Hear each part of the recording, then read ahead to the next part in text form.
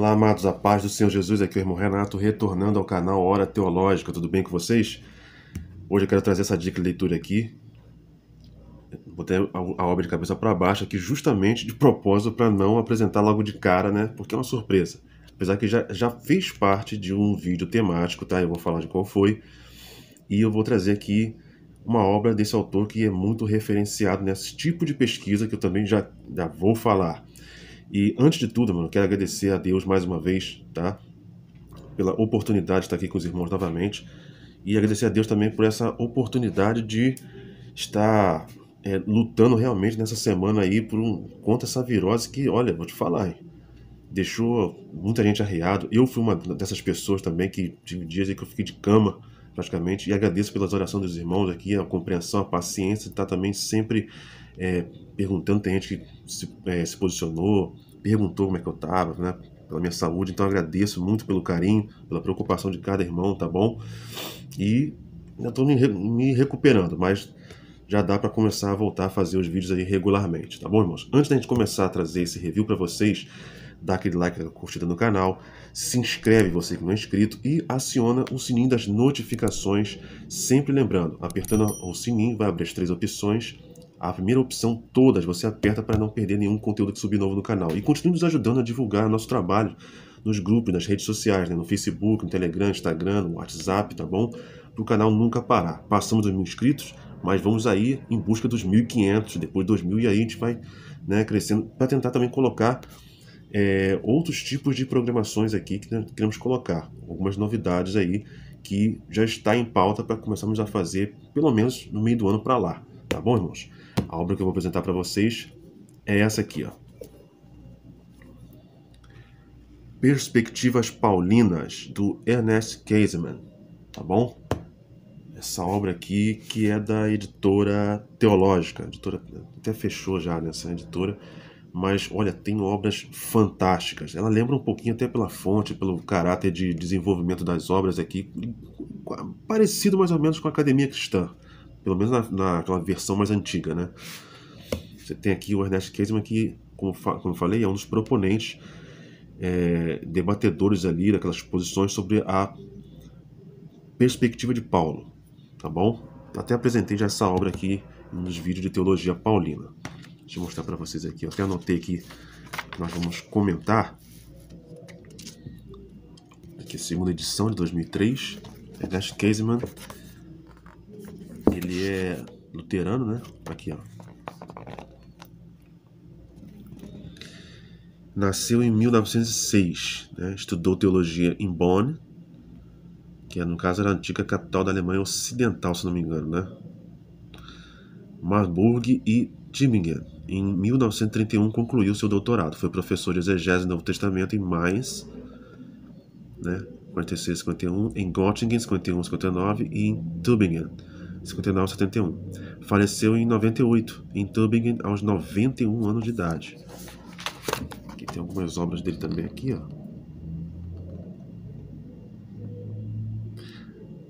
Ah, não, isso aqui é obra dele não, isso aqui é obra da edição teológica, aqui, ó.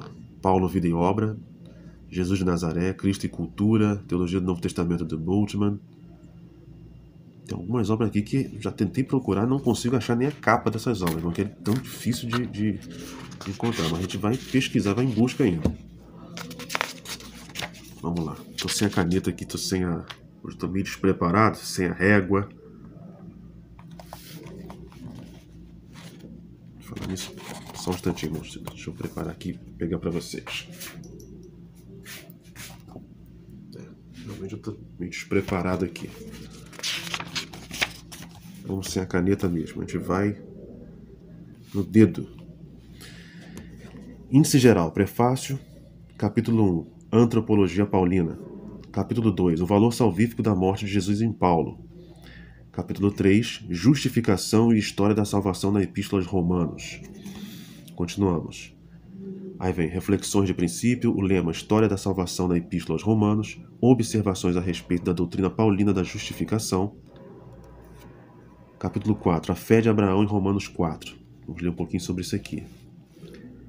Capítulo 5, o problema teológico do tema do corpo de Cristo. Capítulo 6, o grito litúrgico de liberdade. a peculiaridade da pneumatologia paulina, o contexto em Romanos 8, 26 e 27, a intercessão do Espírito. Aí vamos aqui capítulo 7, Espírito e letra, os dados, o caso típico de Romanos 10, 5 ao 13, e aqui a parte final.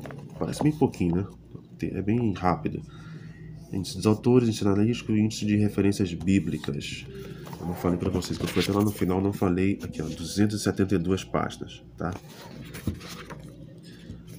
Vamos olhar aqui aquele capítulo 4 da fé de Abraão.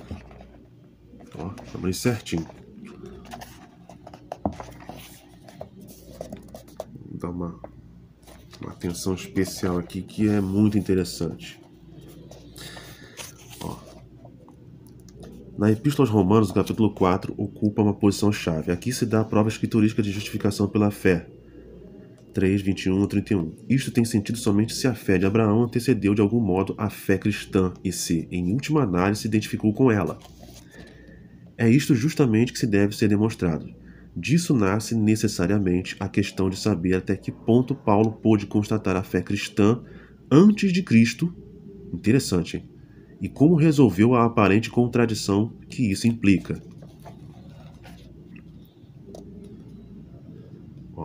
Deixaremos de lado que não tem relação com este objetivo porque não temos a intenção de fazer uma exegese detalhada do capítulo. Já Philon se referira a Abraão como protótipo da fé, no que seguia a tradição judaica que chama o patriarca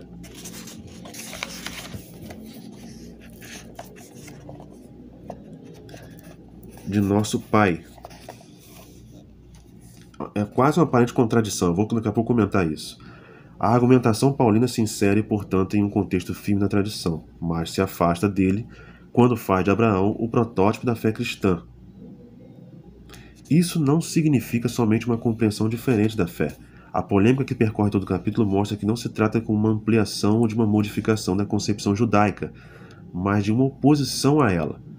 Na verdade, porém, significa neste ponto tirar o fundamento da tradição e da interpretação judaica das escrituras e separar delas o próprio patriarca. Um exemplo interessante é que tanto para cristãos, quanto para muçulmanos, quanto para judeus, né, Abraão é o pai da fé. Isso é unânime. Todo mundo conhece Abraão como pai da fé. É o patriarca das religiões monoteístas. Correto? Sendo ele o pai da fé, é uma questão que entra um pouco em contraste ao que Paulo coloca aqui quando ele vai argumentar contra os judeus a questão de nem tudo que nasce em Israel é israelita. Por quê? Justamente o confronto era: Israel achava que pelo fato de ser descendência de Abraão e por já ser o povo escolhido de Deus, já tinha como rótulo povo salvo. Não vamos dizer que todas as vertentes judaicas pensavam dessa forma, mas ao momento que Paulo estava confrontando o pensamento quase que unânime dos judeus que o confrontavam, os judaizantes no caso, era esse. Só que a questão toda ali é que Paulo está dizendo: olha, Abraão é o pai da fé. A questão toda que Deus estava mostrando desde o início da história é que a fé é que levaria à salvação, e não pelo fato de se rotularem minimamente e se acharem exclusivos de serem um povo de Deus só por fazerem parte de Israel. Ou seja, Paulo estava requerendo ali, ou no caso, instigando para que eles pensassem o quê? Terem a mesma fé de Abraão. E essa fé estava tentando direcionar Israel a Jesus Cristo, que era a nova aliança. No caso, bom, se Abraão teve fé e foi justificado por ela, por que o povo queria confrontar tanto Paulo em não ter a fé de Abraão, mas sim seguir somente pelo fato de ser descendência de Abraão? É um assunto complexo, né, irmão?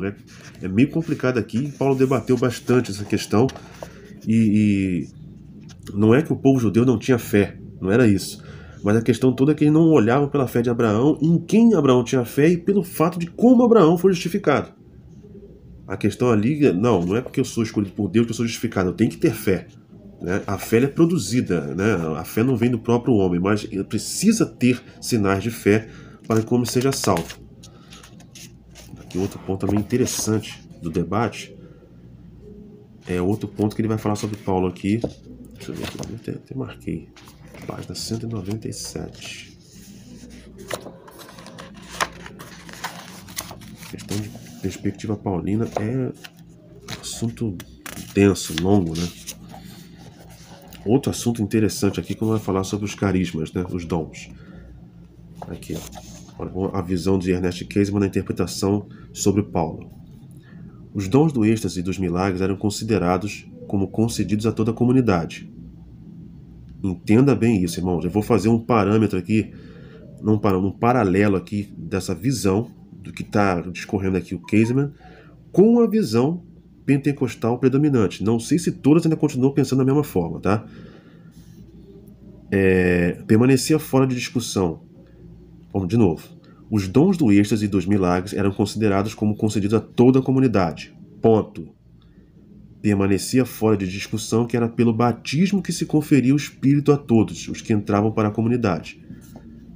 Em todo caso, a gente tem aquele pensamento assim, só pelo batismo com o Espírito Santo que se concede o Espírito Santo. Eu já ouvi muito falar disso, já vi gente já quase desviar por causa disso, né, irmão? Você não é batizado, você fala em língua, então você não foi batizado. Como é isso? Assim, esse é o meu pensamento. Bate um pouco com o que está... eu não sei se é o posicionamento do Käsemann aqui. É o que está discorrendo o que era o pensamento de Paulo. E aí, autores vão discordar, né? O meu pensamento é esse aqui, ó. O Espírito ele é conferido a todos, assim como o Espírito Santo está dizendo lá no texto, né, de 1 Coríntios 14, vai ver lá que o Espírito distribui a cada um como quer. Ou seja, será que é um pensamento para cada um? Será que é uma norma o Espírito ter que obrigatoriamente batizar primeiramente com línguas? É um caso a se pensar, porque é o que mais fica fácil de evidenciar, porque é uma demonstração mais externa, né, do dom sobrenatural, que é o dom de línguas. Outros só ficam contidos, e só em momentos específicos eles aparecem, como expulsão de demônios, interpretação de línguas, dom de cura, sinais e maravilhas, não é verdade? Mas isso não quer dizer que a pessoa que não tenha línguas não seja batizado com o Espírito Santo. Esse é o ponto que ele vai discorrer aqui. Tá bom? Vamos lá. Finalmente via-se o Espírito revelando-se nos atos do culto sob as mais variadas formas de anúncio. Olha isso aqui. Revelando-se nos atos do culto sob as mais variadas formas do anúncio da Eucaristia e da liturgia. Ou seja, não é simplesmente só por um meio que ele se evidencia. De várias formas. O Espírito Santo não está na nossa caixinha de interpretação. Ele vai se manifestar de várias formas, como ele quer, da forma que ele quer, onde ele quer, através de quem ele quiser. A orientação do Espírito à comunidade era a possibilidade mais propícia que se apresentava, mesmo nas comunidades entusiastas, para a contenção dos perigos do êxtase, né? Aí vem a questão de hoje, as igrejas sensacionistas não acreditam porque tem os excessos. Existe excesso e tem as limitações, né? A retenção da coisa, de achar que não acredita só porque achar que é excesso, ou as coisas não acontecem, ou é empolgação, é coisa da carne. Eu creio nas manifestações espirituais sim, mas preciso realmente ver o limite disso. A igreja era vista como manifestação terrena do mundo transcendente e por isso também como o único espaço na qual se manifestavam os efeitos do Espírito. Nessa concepção estão plenamente de acordo, entre outros, Lucas e Paulo, porque ele determina a comunidade helenista como um todo, mas cada um deles lhe dá uma ênfase diferente. Para Paulo, a orientação eclesial, que em Lucas acaba fazendo do Espírito a força motriz da história da salvação, não é a nota dominante. Antes, esta nota tem, e é isto que legitima o nexo eclesiológico, a clarificação cristológica do Espírito, a qual em Lucas tem pouco destaque. Assim, não é por acaso que Paulo, ao contrário de Lucas, ainda não desenvolve institucionalmente aquela posição inicial segundo a qual na comunidade os carismáticos são de modo particular os portadores do Espírito, ligando assim mais estreitamente o ministério ao Espírito. Bom, tem muita coisa que ele vai discorrer aqui, tá? assim, a posição aqui em questão de dons espirituais, aqui ficou muito claro. Isso na visão do Käsemann, tá? Vai ter outros autores com outra posição, que a posição acadêmica vai divergir muito, né? E existe a questão, nós, dentro da igreja, vemos uma coisa, e qual é a visão também dos academicistas. Então, o que importa é aquele que tem a experiência com o Espírito. Portanto, não é só isso, né? Aqueles que têm a sua experiência têm que ser respeitados. Mas a questão é que não pode se limitar à experiência que eu tenho como se ela fosse a única. Porque o Espírito Santo ele não trabalha de uma forma só. Ele trabalha através da multiforme graça. Então, quando ele tem que batizar com o Espírito Santo alguém, assim tá a minha posição, tá, irmãos? Eu sou bastante espontâneo quanto a isso. Assim eu creio, assim como consigo ver na palavra dessa forma.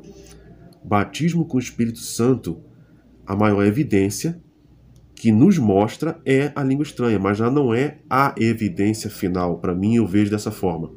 Porque senão você coloca as línguas estranhas, as variedades de línguas, no caso, acima dos outros dons. Como se fosse o principal. Se não for isso, a pessoa não é batizada com o Espírito Santo. Todos os dons são importantes, estão no mesmo nível, independente de qualquer coisa. Além de, temos que entender também que o dom de línguas, ele necessita, de novo, necessita de interpretação.